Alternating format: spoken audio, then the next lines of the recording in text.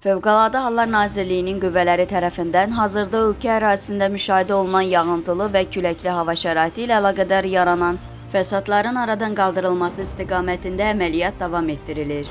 Qafqaz İnfonun məlumatına görə əməliyyat nəticəsində bu vaxtadək su basmış yerlərdə köməksiz vəziyyətdə qalmış 10 uşaq olmaqla ümumilikdə 31 nəfər vətəndaş təxliyə olunub. Hazırda Bakı, Gəncə, Sumqayıt şəhərləri və Abşeron rayonu üzrə müxtəlif istiqamətlərdə su basmış ərazilərdən suyun çəkilərək kənarlaşdırılması, köməyə ehtiyacı olan vətəndaşların təxliyəsi və digər zəruri təhlükəsizlik tədbirlərinin görülməsi fasiləsiz olaraq davam etdirilir.